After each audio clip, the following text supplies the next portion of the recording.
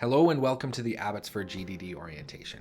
We have this great new lab that has a bunch of exciting features, but this also brings a bunch of new responsibilities that faculty, students, and staff all need to share. One of the ways that we want to do this is to utilize it with some buffer or shop time, kind of like you might have had if you took any high school woodworking courses, where at the end of each class, we all pitch in together to sanitize, store laptops, papers, cutting mats, wipe down tables, etc. Basically, getting it ready for the class coming in here right after you. Now, rearranging the tables is going to be the responsibility at the start of the class coming in next. Faculty and instructors, please note to leave some buffer time in your lesson plans at the start and end of each section for time spent in this classroom. Along with the renovations of the room itself, we also have some great new tech in this place to play with. To start with, we have these 4 TVs that we will use primarily as a pod configuration. Underneath each TV, you can see the wall plates numbered pod 1, pod 2, etc. Each of these wall plates allow you to turn on and off the TV. They also allow you to switch inputs from the HDMI port at the pod or the instructor's podium at the front. There are also wall power outlets for your laptop. Additional chargers and power bars are located in the storage above the laptop cart. Here you will also find the HDMI cords that you will need to plug in your laptop via USB-C to each wall port at each pod. In addition to the pods, we also have a brand new projector system in here that can be controlled or take the video input from the instructor station at the front or from any of your laptops via Apple TV. Now, the system that controls this is to be used only by the faculty and instructors. And if you are a student that's going to be presenting from up at the front, just get your instructor to set it up for you first. That being said, to get the projector up and working, whether you want to output from all the screens in the room or just to the projector, you can choose which of those you want to do here. When you walk up to the Extron display, the little screen on the podium, there are 2 buttons that say to turn on the system. One says present using projector only, and the other says present using projector and pod displays. When you select one, you have 4 display input options. One of the options you can select is the PC output. This is a Windows PC that is built into the podium, and if there are no computers available, you can use this to present from. Next, there is a simple HDMI cable at the podium that you can plug into. And lastly, there is Apple TV and USB-C to plug in a MacBook here at the front. If you are a student sitting at a pod and you want to show something on your screen to all your fellow classmates, get the instructor to select Apple TV as the video output to display on all screens. From your own MacBook, choose from the screen mirroring options to AirPlay to the C1420 Apple TV. This allows you to share your screen on all the screens in the room as well as the projector. If you are just wanting to share your own screen to your individual pod, this is where you would plug your laptop to the wall port with the HDMI cables that are stored in the cabinet. We have this great new printer and scanner at the back of the classroom, but it being a new device, it is not quite fully configured yet, and you're not going to need it for your first day of class. So we'll be doing a follow-up video with all the cool features and how to use it. Keep in mind, this printer will contribute to your semester printer limit of 75 prints for each GDD course that you are taking. Do not use this printer or any other GD printer to print non-GD or personal materials. Now, you may have noticed that this is a computer lab, but you probably don't see any computers. Well, you are welcome to use your own laptop, but if you don't have access to one, we have 20 available for you to use. These are all stored in a cart at the back of the classroom. At the start of each semester, we will assign you your own specific laptop, and you'll be able to find this list around the classroom. The laptop that you were assigned is your responsibility. You are personally responsible for getting it plugged in at the end of each course and being sanitized and put away. Note, none of these laptops may leave C1420 for any reason. Even if you're down the hall printing in C1106, you must print from C1420 and then walk down the hall, get your prints, and not bring your laptop with you. This is very important. If you do not have a laptop assigned to you on the list, please wait until everyone else takes a computer and then take one that's not in use. But please let either your instructor or the GDD technicians know which one you have taken. At the end of each class, please make sure you plug the laptop back into the cart. These laptops in the cart have a specific orientation that they all need to be plugged in. So please take note of the sticker on top of the computers and which way the laptop needs to be plugged in. Now let's jump onto the computer to get up to speed with getting started in GDD. Again, welcome to the fall 2021 orientation. So we do have a closed Facebook group as well as a Discord channel. I'll put links to join both of those in the description of this video.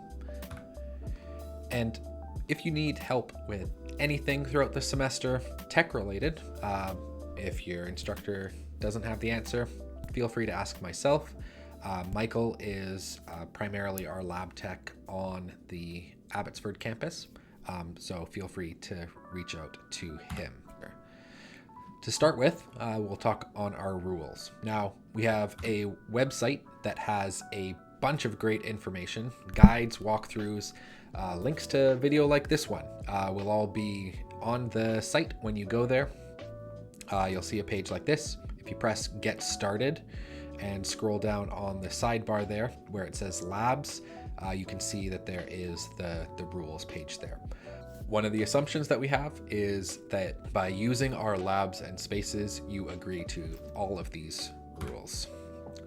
So, welcome to the Mac. Whether you have used a Mac for your whole life or you're just jumping into it now coming from a Windows PC, there's a couple of things that are the same and some things that are different. The first thing we want to do, now if you are using one of our own MacBooks or iMacs, some of the stuff that I'm going to talk about here is not primarily relevant to you, but some of the things, if you're bringing your own computer, you want to make sure that you follow along with this information here. So in your system preferences, we want to make sure that you have your Mac named uniquely. So when you go in there, it doesn't just say like Lucy's MacBook or something like that. Make sure that it has your first name and your last name in it. That's the most important thing. But since you're taking GD courses, if you wanted to put GD and the year there as well, you can do that too. So to check the name, if you open up your system preferences in the top menu bar and go down to sharing, you can see here that at the top we have the computer name. Next, if you are bringing your own laptop, what we want to do is make sure that you're not using FileVault. So to check if you are using FileVault, in the top menu bar, you go to your system preferences. Then under security and privacy, you'll want to just choose FileVault in the top menu here. And the thing you'll want to check is that it says turn on FileVault. If it says turn off FileVault, that means it's already turned on. So what you would do is you'd click the little lock in the bottom left, put in your computer password, and then click turn off FileVault. It will take a little bit of time to de-encrypt all your files, but once that's done, you should be good to move forward. So next we'll touch on file storage. So the first thing we'll want to do is set up a school folder. If you're using a GDD owned computer, we can set up a student folder for yourself at this time. To start with, we open up Finder, we go to our documents in the left sidebar.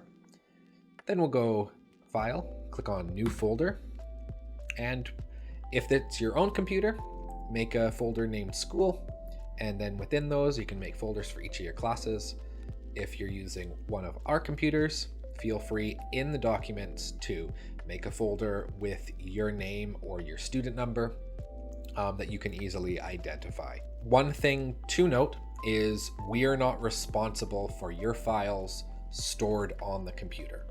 If you're storing anything that you need a backup of, or you're wanting to work on from home, or potentially if you're working on a file that is important for your homework, make sure you bring a little USB flash drive to save your work to at the end of each day, because this is a shared device. If someone else is using the computer and it crashes or it becomes unbootable, make sure that you back up to your own drive, whether it's a USB stick or an external SSD or external hard drive.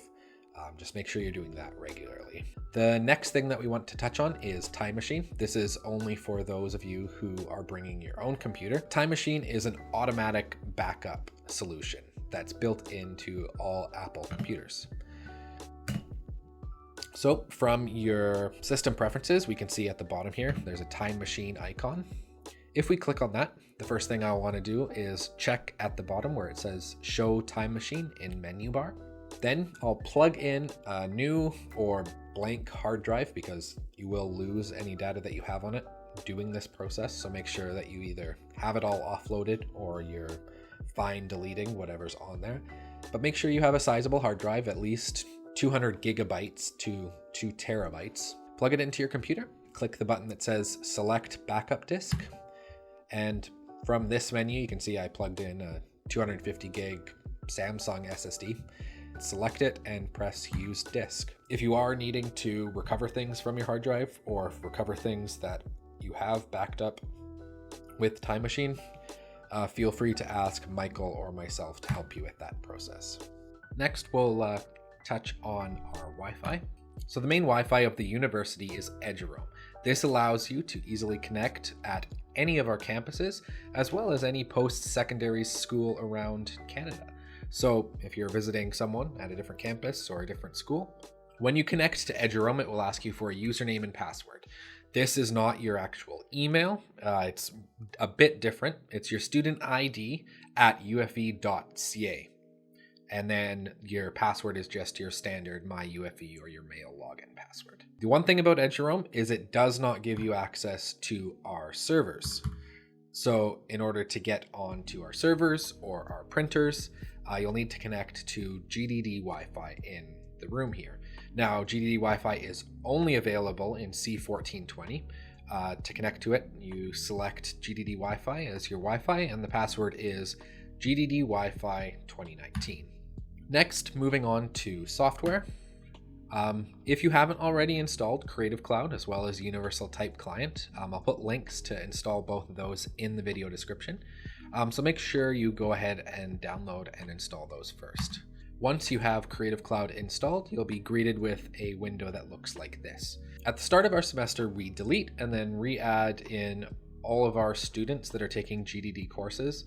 So if you don't have access, there might be just a short delay while we get that set up, but you will log in with your student email, and this will give you full access to the Creative Suite as long as you are a student in a GD class. So I put in my student email here. If I have a personal account linked to this email already, it will say, hey, do you want to use your personal account or do you want to use a company or school account? You'll choose here the company or school account. Then you'll be greeted with a page like this. You put in your student number as well as your password, and it'll log you in and allow you to start downloading and installing things like Photoshop, InDesign, etc. For font management, Universal Type Client is our font management server, and this allows you to easily enable and disable fonts without having to have them all installed at your computer all at once. Having a lot of fonts installed all at the same time can really slow down a computer, so this is a great way to manage that. In order to connect to it, you'll open up your Universal Type Client and you'll be greeted with a window that asks for your address. The port is 8080.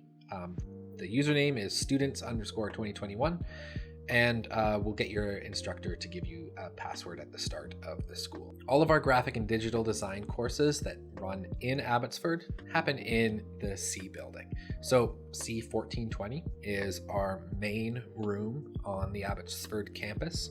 C1014 is the faculty office. If you're looking for Michael's office, his office is just down the hall a bit further in C1104. We have our main printer for Abbotsford in C1106, and C1122 is where you can work on homework. We have a number of iMacs set up there for that purpose.